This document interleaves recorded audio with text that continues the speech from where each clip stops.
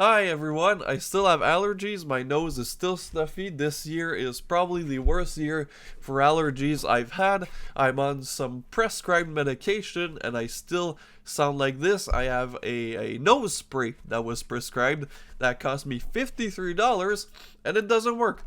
My nose is still stuffy. I haven't been able to breathe in weeks at this point. So I was that's why I haven't posted on this channel for a while, but I'm back with a film from the 70s. Oh, yes, my favorite era of cinema, and that is Satan's Cheerleader, which is a Satansploitation film from the 1970s. Now, Satansploitation or Devilsploitation or occult cult films is one of my favorite subgenre. For America, I think I'd say that my favorite is probably The Devil's Reign with The Shat. And this one is quite a bit different. This is clearly a cheesier, more self-aware, funny, fun B-movie from director Graydon Clark, who brought us the infamous The Uninvited from the 90s that Vinegar Syndrome put out recently. Well, not recently, a couple of years ago. Which is a movie I adore. That murdering mutant cat is amazing. He meows through the entire goddamn film. Anyways, this is Satan's Cheerleader and not The Uninvited. So, apologize. I'll be sniveling like a cunt because I feel like shit. So, what is Satan's Cheerleader about? Well, it's about cheerleaders and Satan and satanic cults. And the film starts very innocently, very naive. This at the start, I'd say for the first 30-40 minutes, feels like a very light-hearted 70s sex comedy. It has your typical stuff. It's super kind of innocent and naive. You have these girls that are cheerleaders and they're just having fun, and then there's the football players who are also just having fun, playing pranks, messing around, getting suspended by the coach, who the coach is kind of a hard ass. So then you have the cheerleading coach, who's just this lovely woman who doesn't understand what's happening, very innocent, very naive. You have the girls saying innuendos, talking about sex, talking about stuff like that, and she's just innocently wondering what's going on. I really like the first scene as like this beach party with some very funky 70s music, and then you have, all the girls in their bikinis and their one pieces, and then you have all the boys in their super short shorts playing football, messing around, making out, touching each other innocently. Surprisingly enough, there's not that much nudity in this. There is, of course, the mandated shower scene, but other than that, it's fairly tame on the nudity. And after like the first 30 minutes, it doesn't like take a huge turn.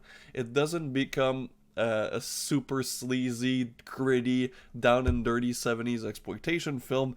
It stays tongue-in-cheek, lighthearted throughout the entire film. It's just when the satanic elements are introduced, it gets a tad more serious, a tad more on the attempting at being spooky side, but this is just very innocent, very fun, tongue-in-cheek 70s cinema.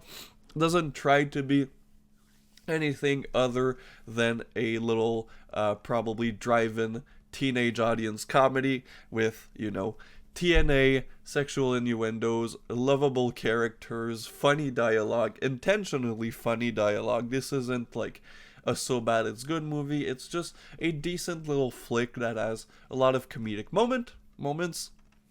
And like a lot of these 70s exploitation films, there are a lot of older stars. Of course, the ones on the cover, Yvonne De Carlo, John Carradine, and John Ireland all play significant parts.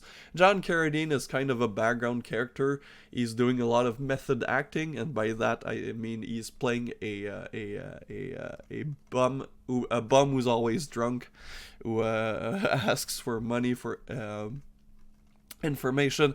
Anyways, the story is fairly simple. You have these cheerleaders, and they mess around with the boys. You know, they are having their fun, and then they have to cheer for the first game of the season, so they have to drive down to the first game. However, there are complications because the creepy old janitor is, of course, a member of a satanic cult, and he will use his satanic power to get the girls'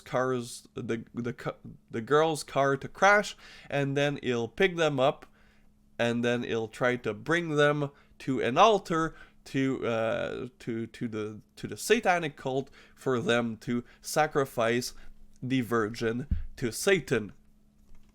However, one of the girls, Patty, the blonde, because it's like 70s cheerleading squads. You have the blonde, you have Debbie, who's like very sexually active. You have Chris, and you have Sharon, who's they're all very lovely. They're all beautiful women. But Patty, the blonde, is of course born, I guess, in a satanic cult. She has powers, and it clearly. Holy shit, that was disgusting. My Kleenexes. Sorry, people. I'm just a mess. So it clearly, she has powers, and she will be able to go against the members of the satanic cult, especially the main leader's wife, Yvonne DiCarlo, who is probably the closest one to Patty in the level of their satanic magical power. And overall, John Ireland plays the sheriff in the small town, who this small town is just a front for the satanic cult. So, yeah, like I said, this is very 70s, very tongue-in-cheek, very fun. It has a lot of great moments, a lot of course, very soft-core sexuality. Like I said, there's almost no nudity, but there's a lot of, upskirt shots, stuff like that. It doesn't feel that exploitative. You don't feel dirty watching this. It honestly, it's so innocent. It's so cheesy at points that it doesn't feel perverted. Even the creepy janitor dude who's spying on the girls while they're showering, none of that feels really creepy, or it doesn't crawl up your skin. It's just such a fun ass film, and I think she's making her Spookier Celluloid video debut, because I don't think she's ever been with me while I was making one of these videos. But yeah, it's a very, very fun film, very non-offensive. It's just the perfect film to do like I did this afternoon. Just throw this on in the afternoon, just with a cup of tea or water, and just enjoy the 70s gleefulness and hope that is present in this film. This isn't your Last House on the Left, your Last House on Dead End Street, your I Spit on Your Grave. There is a scene that's more questionable, but you don't see anything, and it's mostly implied.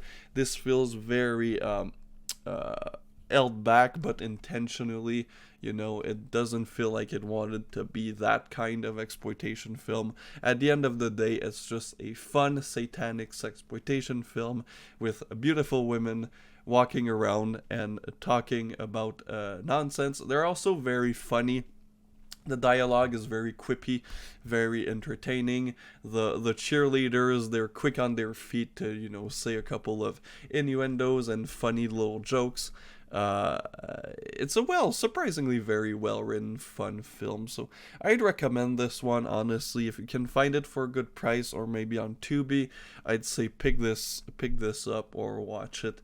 The DVD, the Blu-ray comes with 2 transfer, the remastered transfer and then the original transfer, which I was wondering why they gave you the option. I watched it on the remastered transfer, of course, which is a 2K scan, but then I quickly skimmed through the original transfer, and the video quality looked pretty similar, like pretty similar. The only thing I think was the sound might have not been as great, but honestly there was very little difference, not enough to be very noticeable. I'd say watch the remastered, because that's why we buy Blu-rays, right, for the remastered cut. But if you want more of that grindhouse experience, which I can appreciate, you can watch the original transfer. Maybe it has more scratches, maybe the colors aren't like perfectly corrected, so that would probably be the way I would rewatch this, because I'll definitely rewatch this. This was a quick 93-minute watch, didn't feel long at all. There was some slow moments, of course, because that's every 70s exploitation film, but overall, I enjoy it. This is a solid 7.12 out of 10. And my mouth is dry due to the medication. Boy, this has been terrible.